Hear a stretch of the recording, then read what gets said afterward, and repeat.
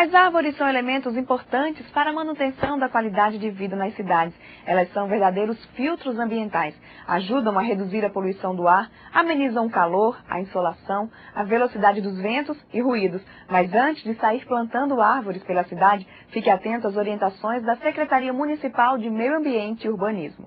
A arborização tem sido uma das soluções apontadas para reverter inúmeros transtornos gerados pela poluição do meio ambiente. Mas a falta de planejamento técnico para o plantio adequado às diversas situações urbanas acabam colocando as árvores como empecilhos ao passeio pela cidade. No tocante a calçadas, bem como os canteiros, o ideal é que cada pessoa entre em contato com o órgão ambiental competente para que siga as orientações corretas.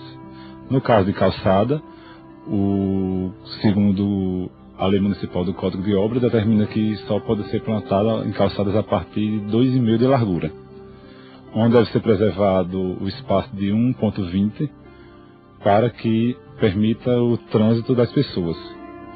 E, além disso, seja também permitido a área permeável para se instalar o vegetal.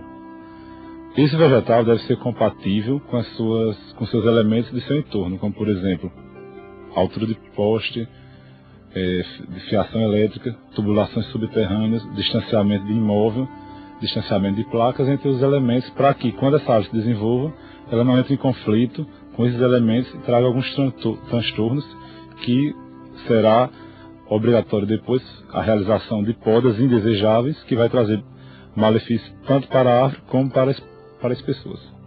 Em canteiros e praças, o engenheiro explica que não é mais possível plantar sem autorização. No caso de canteiros, a pessoa deve também entrar em contato com o órgão ambiental competente para ter autorização. E as árvores mais adequadas para esses locais, dependendo de sua largura, são espécies de maior porte. No caso, árvores que têm altura maior que 10 metros. E para canteiros estreitos, o ideal são que sejam utilizados palmeiras, porque, como elas têm sua característica caule tipo estipe, não vai influenciar na visibilidade do motorista. Outra orientação diz respeito à espécie utilizada para ornamentar as calçadas. As fruteiras estão proibidas de ocupar as vias públicas e a ordem é explorar a flora nativa. E agora que você já sabe o que pode plantar, fique atento às dicas do engenheiro agrônomo para o plantio adequado das mudas. Após definido o local a ser plantado e a espécie correta, o procedimento a ser adotado é primeiro a abertura de cova, que esta deve ter a dimensão de 60 centímetros de largura, 60 centímetros de comprimento e 60 centímetros de profundidade, para poder posteriormente ser instalado o vegetal. A segunda parte agora é a preparação do substrato para ser colocado no interior da cova, onde a pessoa vai pegar duas partes do solo que foi retirado e misturar a uma parte de adubo, que pode ser humus de minhoca ou esterco de animal bovino curtido. O passeio em seguida ele vai colocar a muda, mas antes disso ele vai ter que retirar o saco, tendo cuidado de não quebrar o torrão para não danificar as raízes da muda. O torrão é essa estrutura que se forma no interior do saco. Essa mistura de raízes com o solo que foi utilizado para a produção da muda.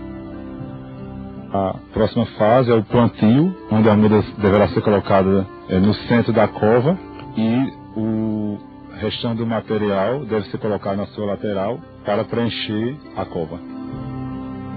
Por último, deve ser colocado um tutor na base da muda, tendo cuidado para não colocá-lo e danificar o torrão.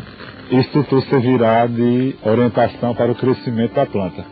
Após colocar o tutor, a muda deve ser amarrada a ele, onde deve ser usado um barbante, e ele deve ser amarrado num formato tipo um 8 deitado, que era para dar flexibilidade ao mesmo e não danificar o crescimento da planta